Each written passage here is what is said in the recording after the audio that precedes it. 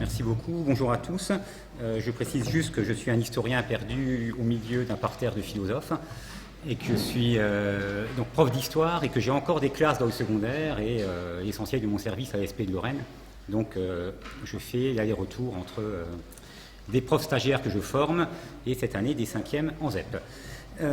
Donc voilà, un maître à l'heure du numérique. Donc l'idée est de se poser la question de la figure du maître au XXIe siècle et au travers du prisme du numérique. Alors évidemment, le numérique est présenté comme la panacée totale, hein, c'est la baguette magique, la solution miracle qui va tout résoudre, qui va résoudre l'équité, l'inégalité, partout, pour tout le monde, et même à l'école, donc fantastique. Donc il suffirait de généraliser le numérique pour que tout se passe bien. Et un des héros à ULT, hein, bien sûr, de tout ça, c'est Michel Serres, au travers d'un livre qui s'appelle Petite Poussette. Et c'est bien si ça, c'est mieux si ça marche, voilà. Voilà que vous avez là. Et dans lequel il décrit la société qui vient en disant comme j'aimerais avoir 18 ans, tout est à inventer. Alors, Michel Serres est bien sûr critiqué. Madame Blé, d'ailleurs, on parle dans son livre, il y a des gens qui s'opposent ou qui disent que Michel Serres va un peu trop loin.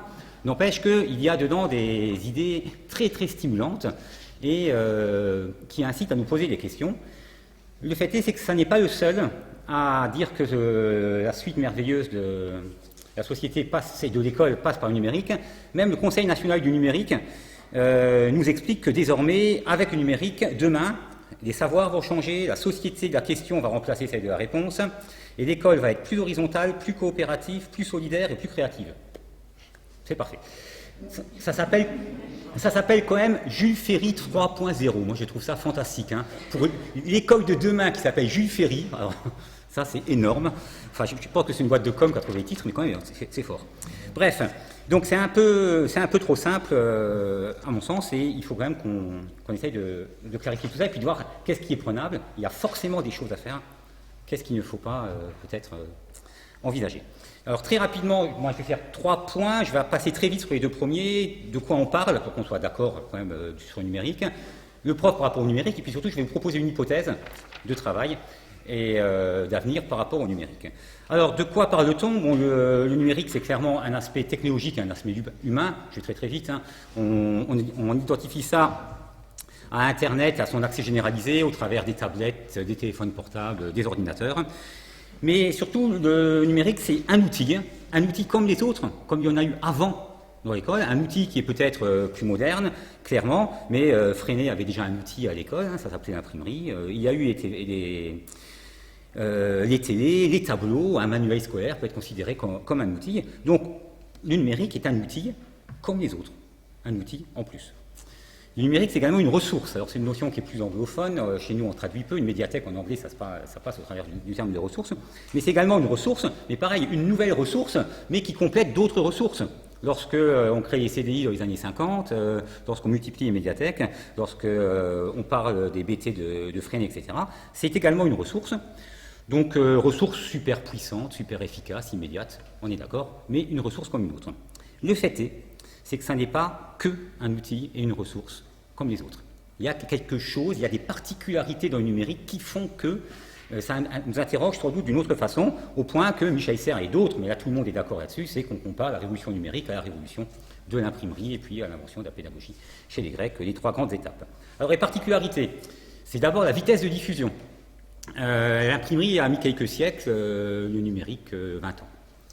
La création de la toile, c'est 1990, diffusion 1995, généralisation 2000, dans les écoles en 2005. C'est de la folie. Le système scolaire qui réagit en 15 ans, on n'a jamais vu ça. Ensuite, l'imprimerie a certes modifié la diffusion du savoir, mais elle n'a pas bougé sa construction et elle n'a pas bougé la lecture. On a continué de lire en passant de livres écrits à la main, recopiés, l'imprimerie. Par contre, le numérique, lui, modifie la construction de ce qu'on appelle savoir, je vais y revenir, je ne vais pas vous faire crier, modifie la construction du savoir, mais modifie également la lecture. On est passé d'une lecture linéaire à une lecture non linéaire. C'est quelque chose qui est absolument étonnant et qui est très perturbant. Donc, le numérique, sa particularité, première, à mon sens, c'est que ça remet en cause tous les mécanismes de transmission traditionnels, mais non pas des savoirs, parce que sur le numérique, on ne trouve pas des savoirs, on trouve des informations. D'accord? Et le passage entre l'information et le savoir, sans maître, je vais également revenir sur le terme de maître, ça va être compliqué.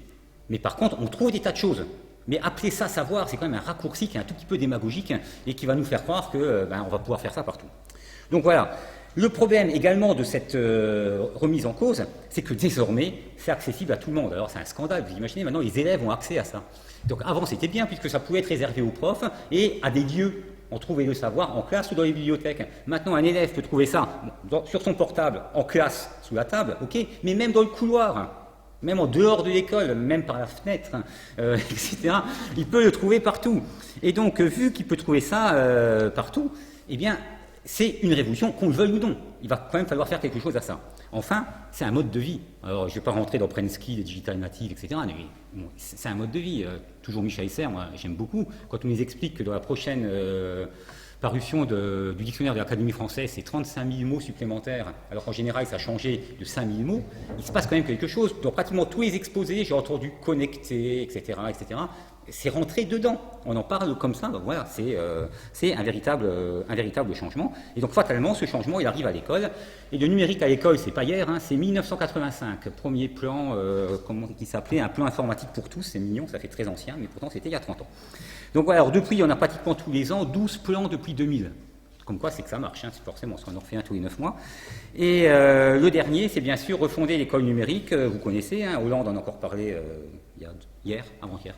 Enfin voilà, des tablettes pour tous les 5e à la rentrée, la connexion au débit partout, ça fait sourire quand on est dans les établissements, hein, parce que c'est vrai qu'on aimerait bien que la connexion soit au débit, parce que ça nous permettrait de faire des choses. Deux aspects dans ce plan, les équipements, pas de souci, les ressources, et on parle d'un service public de l'enseignement numérique. Alors là, on pourra y revenir, mais là, on sent une belle volonté de mainmise du ministère sur une future production numérique, quelque chose qu'ils n'ont pas réussi à gérer avec les manuels, qui vont peut-être pouvoir faire avec le numérique. Il y a quelque chose d'intéressant là derrière. Et il parle un tout petit peu de formation des profs. C'est un peu dommage quand même finalement, parce qu'il va bien falloir mettre quelqu'un entre les élèves et les bécanes. Et donc, comment on va faire ? Dans les faits, il y a des réalités, hein, clairement. Dans les établissements, multiplication des postes, c'est vrai. Il y a des vidéoprojecteurs partout. Il y a même des TBI parfois. Il y a du haut débit. Il y a des bugs. Vous emmenez les élèves en salle informatique, ça ne marche pas, ou un poste sur deux ne marche pas. Ça fait partie de la réalité. C'est assez gênant, surtout quand vous êtes jeune prof, que vous préparez quelque chose et que, voilà, donc en formation, je pense que mes collègues font pareil, on leur apprend les plans B finalement, c'est qu'il va bien falloir penser à faire autre chose derrière. Également multiplication des portables en classe, mais pas que les élèves, hein, les profs aussi. Hein, les profs qui allument les portables en classe, tout ça, enfin vous savez très bien qu'on y est tous. Multiplication des ENT, espaces numériques de travail. Désormais, on est obligé de faire l'appel sur les ENT, enfin c'est une façon pour l'institution aussi de reprendre un peu la main. Multiplication des manuels numériques, multiplication, j'exagère un peu, et multiplication des bavardages. Bavardage lorsque les profs parlent, bavardage lorsque les proviseurs parlent, les profs bavardent, et bavardage lorsque le recteur parle, les IPR bavardent. Mais c'est pas grave, c'est quand même vachement plus grave quand c'est les élèves qui nous écoutent pas nous, parce qu'on est touché dans notre ego. Et donc, Michel Serres n'arrive pas à ne pas faire le lien entre les bavardages et le numérique en disant il y a quelque chose, quoi. S'ils bavardent, c'est que forcément, ce qu'on leur dit, ils le savent ou qu'ils peuvent le trouver. C'est une des hypothèses, pourquoi pas. Donc voilà, le numérique est en plein dans l'école, et donc l'enseignant, il est touché mais alors, de plein fouet, et c'est pas nouveau. J'aimerais juste faire un tout petit point, j'ai fait un travail il y a quelques années en analysant une revue des nouvelles technologies des années 70 et 80, une revue qui s'appelait Média, qui a disparu. Et l'étude de cette revue Média, elle met en valeur deux choses. La première chose, c'est qu'il faut bouger l'espace. C'est-à-dire qu'à cette époque où il y a, vous savez, dans les collèges, il y avait des collèges avec des circuits télé, notamment le collège de Marly-le-Roi, c'était le premier collège avec la télé dans chaque salle, ou les premiers ordinateurs, etc. On dit, ben voilà, c'est pas possible de moderniser l'école si on garde le même espace scolaire, parce que l'espace scolaire, il engendre la pédagogie. Et donc il y a une phrase qui est très claire, hein, c'est l'organisation de l'espace, c'est le reflet de la structure pédagogique. Donc, si on veut que ça bouge, il va quand même commencer par bouger les salles de classe qui, pour Michel Serres, c'est la taille d'une feuille, enfin, etc. On pourra rentrer là-dedans après, si vous voulez. Et surtout, l'architecture conditionne le maître, l'élève et la pédagogie. Donc là, c'est vrai que c'est plutôt intéressant. Ça a été dit il y a 40 ans. Il y a 40 ans, et vous voyez que tout a changé. Et j'ai quelques cours à la fac de Nancy, Nancy 2, et il y a une estrade de 80 cm qui me fait super peur, parce que c'est des escaliers en deux, vous savez, ça tourne pour monter, 80 cm, c'est énorme, vous ne pouvez même pas tomber, quoi. Je veux dire, ils sont très bas, les tables sont en randonnant, et en haut, il y a un vidéoprojecteur dans une cage en fer. Moi, je trouve ça fantastique, parce qu'en ce moment, on se fait piquer le vidéoprojecteur. Donc, le vidéoprojecteur, il est enfermé dans la cage. Donc voilà, donc l'espace n'a pas du tout bougé. Au mur, il y a le truc, surtout, ne bougez pas la salle. On va quand même pas faire du travail au groupe, il ne faut pas être complètement fou. Donc, on doit tout laisser comme ça, avec le vidéoprojecteur. Donc, c'est assez inquiétant. Et encore une fois, je cite Michel Serres, qui raconte qu'à Stanford, depuis 20 ans, il a vu des nouveaux bâtiments se construire. Et les nouveaux bâtiments de Stanford, pour accueillir les enseignements informatiques, ont été construits sur les modèles des bâtiments du début du XXe siècle, avec les mêmes salles et la même surface. Et donc forcément, même architecture, même pédagogie, et c'est parti, on récite. Deuxième point essentiel qui sort de cette analyse, de cette revue Média, je redis, dans les années 70, c'est la part du maître. Alors la part du maître, je prends une expression freinée parce que ça m'arrange, mais bon, il parle de la place du maître, on revient au même. Et ils nous disent, eh bien, de toute façon, le maître n'existe plus, quoi. Si il y a des ordinateurs ou des télés dans une salle, ben, le maître, il est dos à ses élèves. Enfin, en tout cas, ses élèves lui montrent le dos, ne le regardent plus. Donc, il faut qu'il se positionne différemment. Donc, il y a plein de mots qui apparaissent. Donc, ça n'est plus un maître, c'est un chef d'orchestre, ça c'est Dewey, mais c'est un médiateur, un stimulateur, quelqu'un qui provoque l'ouverture d'esprit, un guide, un organisateur et même un animateur. Son objectif, c'est d'apprendre à apprendre.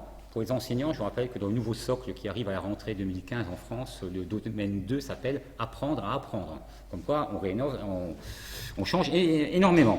Et enfin, on nous explique que grâce aux nouvelles technologies, et à l'époque c'est télé et quelques ordinateurs, la fonction du prof va être anoblie, puisqu'il n'aura plus répété, il n'aura plus à faire des tâches répétitives, basiques, etc., ou de diffusion, de déversement, collègue de l'enseignement. Lui, il va pouvoir s'attacher à plus d'individualisation, à de l'explication, à complexifier, etc.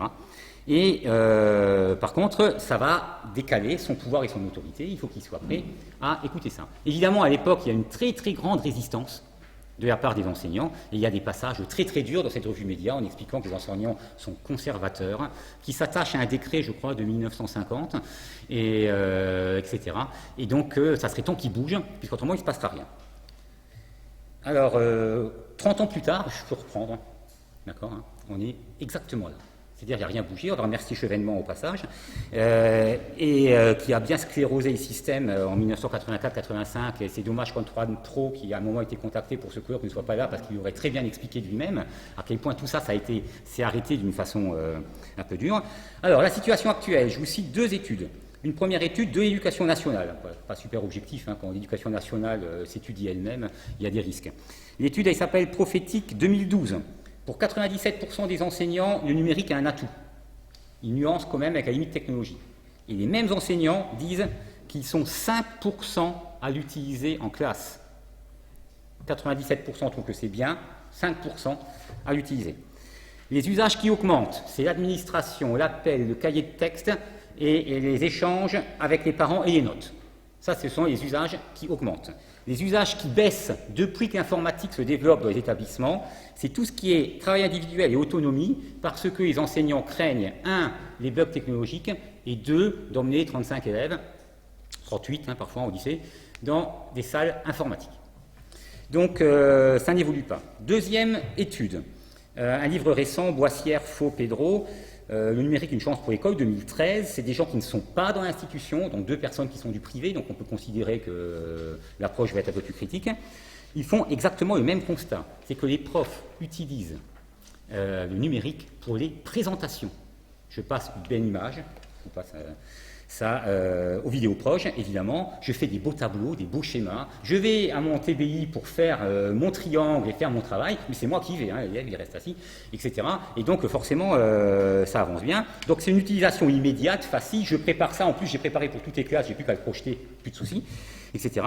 Et donc ça marche, ça, parce que c'est proche d'une utilisation traditionnelle. C'est quoi la différence entre ça et le tableau? Ben, aucune, d'accord, je fonctionne de la même façon, simplement que c'est vachement plus beau, et puis je peux mettre des couleurs, je peux même la faire un peu bouger, mon image, c'est parfait, ça va intéresser mes élèves.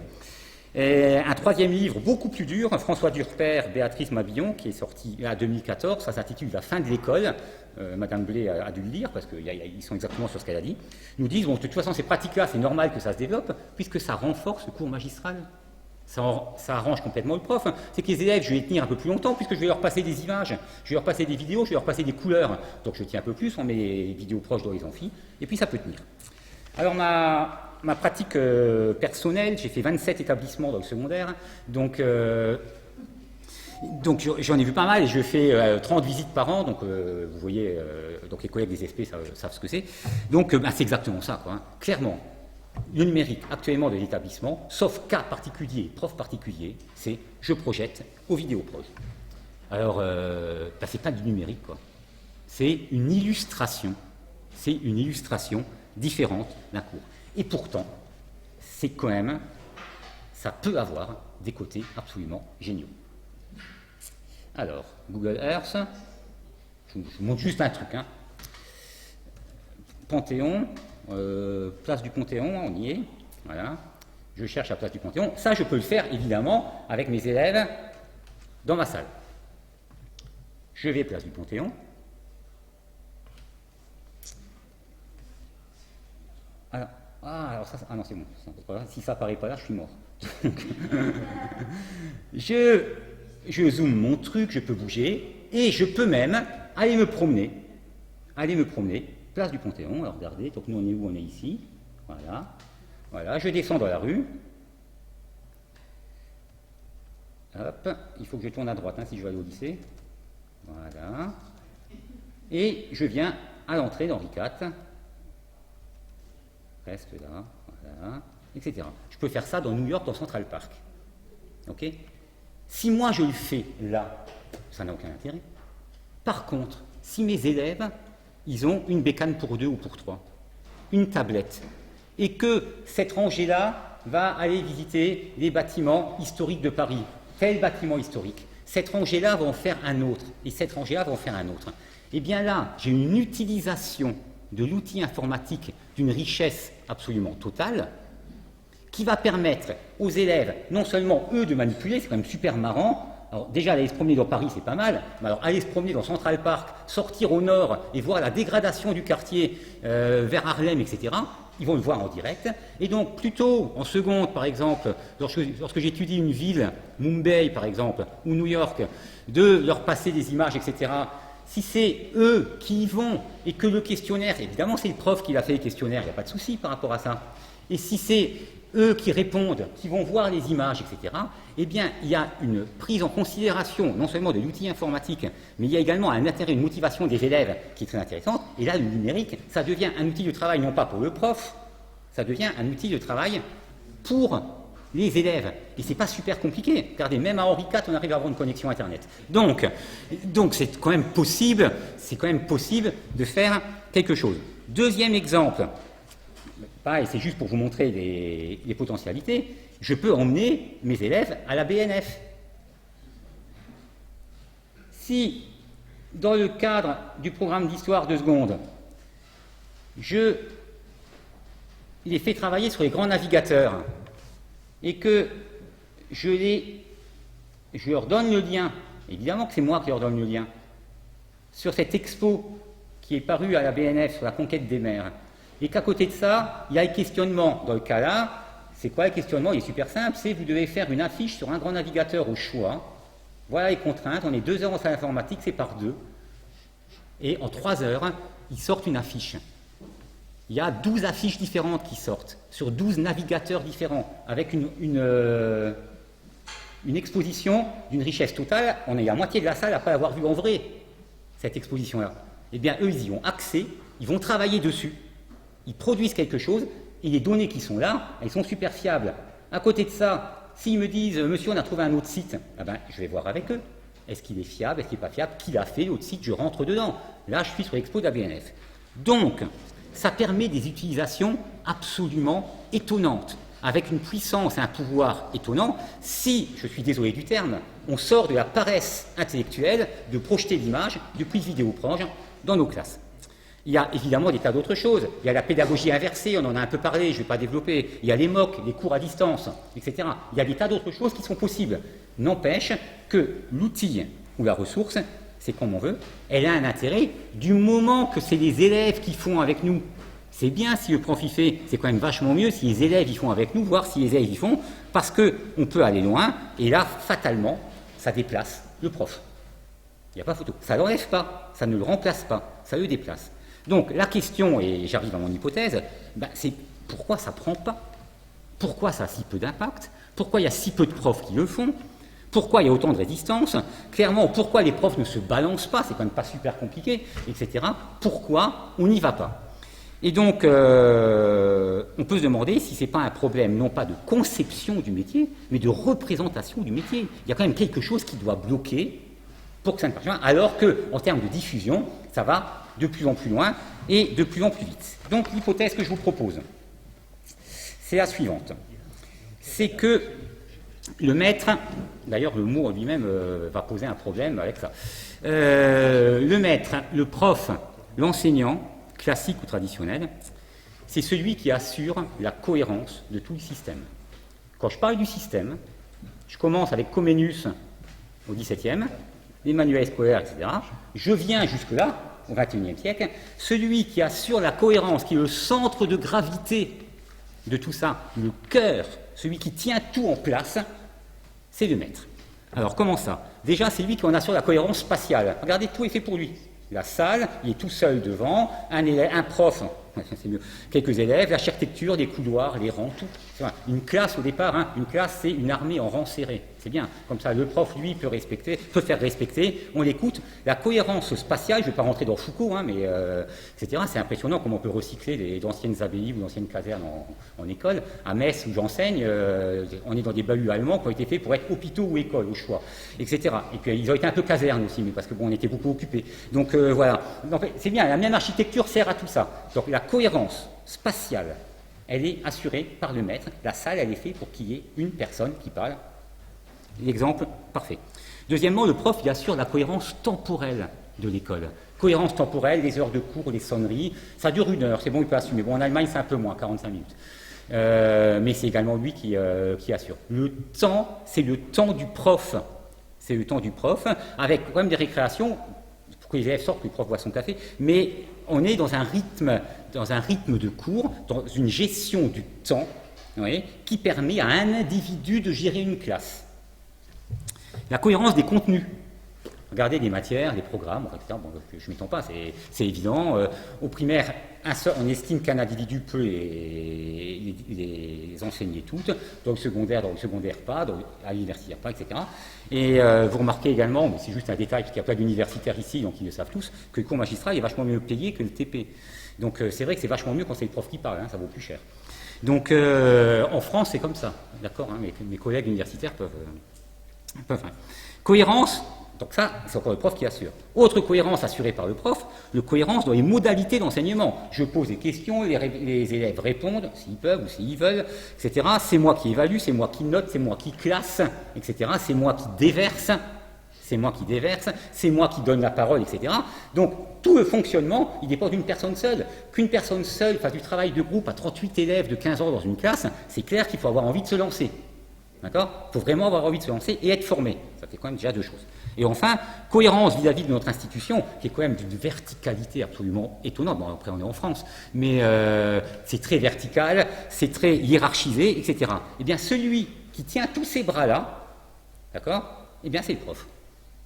C'est lui qui est au milieu. Et donc, bouger le prof, c'est bouger toute institution.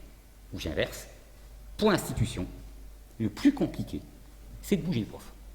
Et donc, comment on fait pour faire bouger les profs avec les syndicats très progressistes qu'on a en France. Donc, je parle du décret de 1950, etc. Le décret de 1950, ça me rend fou. C'est comme si en 1950, on se disait « je veux un modèle fondé sur un texte de 1885 ». 2 guerres mondiales plus tôt.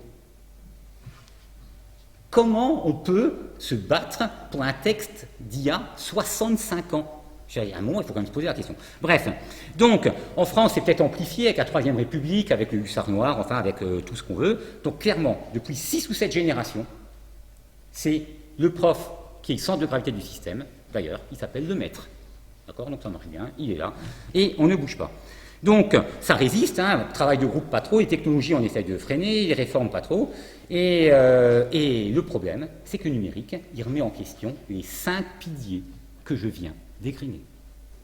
Parce que le numérique, il peut exploser l'espace scolaire, il peut exploser le temps scolaire, il peut exploser des programmes scolaires, il peut exploser les modalités d'enseignement, et il peut, je ne vais pas dire exploser l'institution, il y a un ancien directeur général qui est là, mais il peut déplacer l'institution par rapport à ça. Et donc, désormais, il reste 2 possibilités, à mon sens. Oui, c'est bien. 2 possibilités. Première possibilité, le maître résiste. Ça, il sait très bien faire, hein, ça fait longtemps. Donc, il résiste. Un exemple, les TPE. Travaux personnalisés. Ah bah, je ne sais même plus le nom, si l'enseignement, aidez-moi. Travaux. Mince. Encadré, merci. Encadré.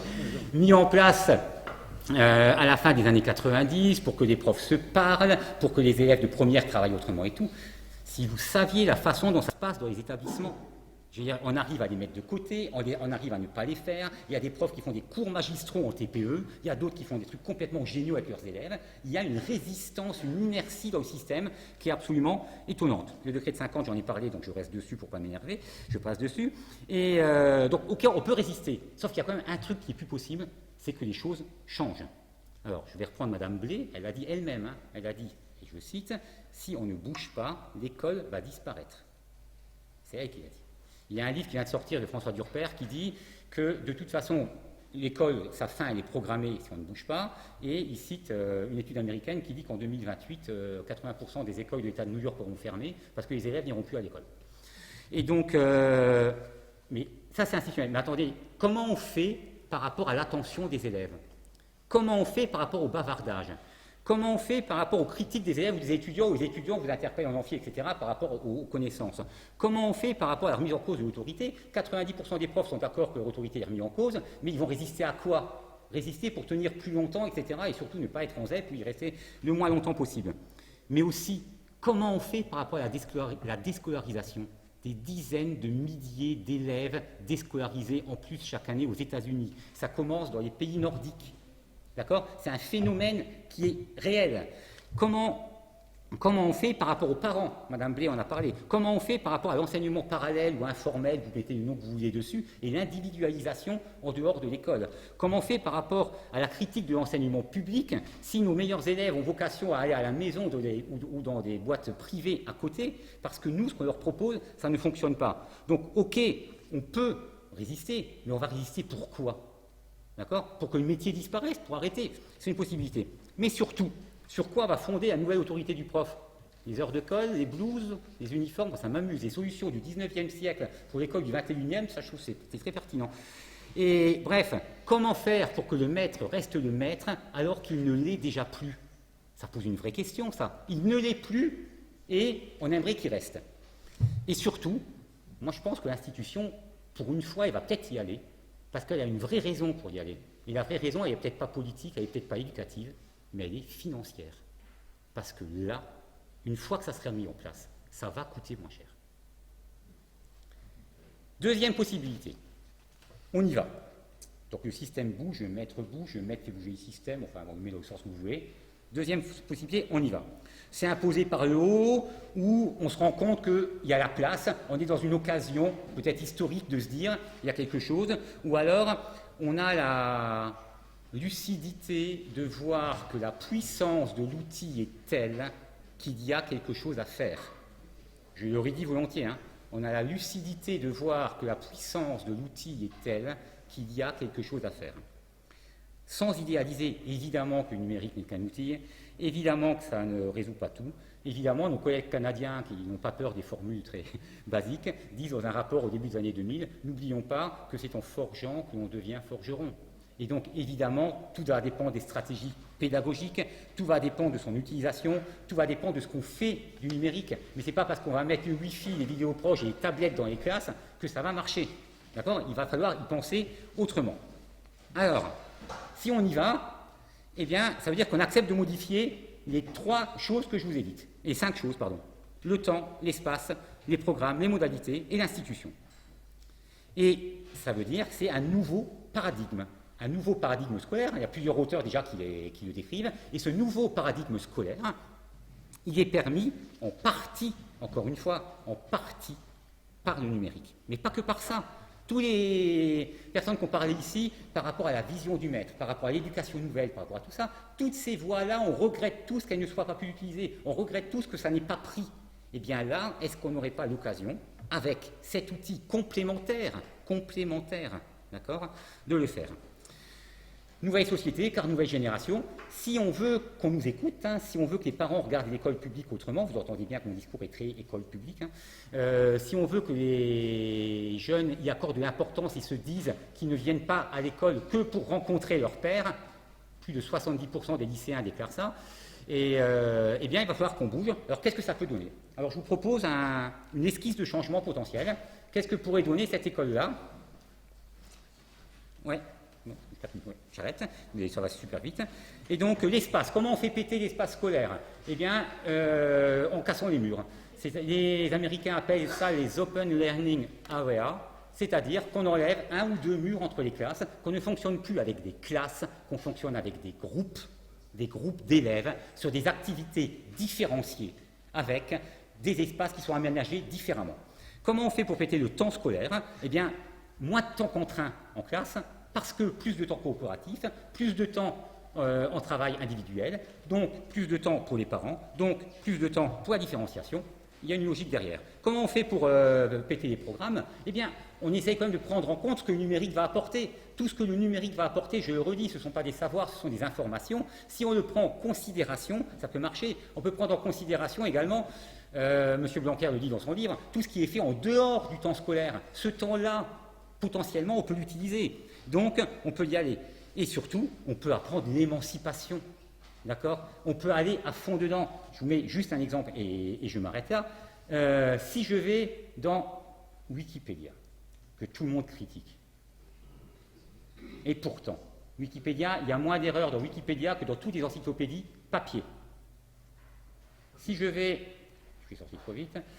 vais dans Wikipédia, eh bien, je peux faire un truc hyper classique avec lycée Henri IV.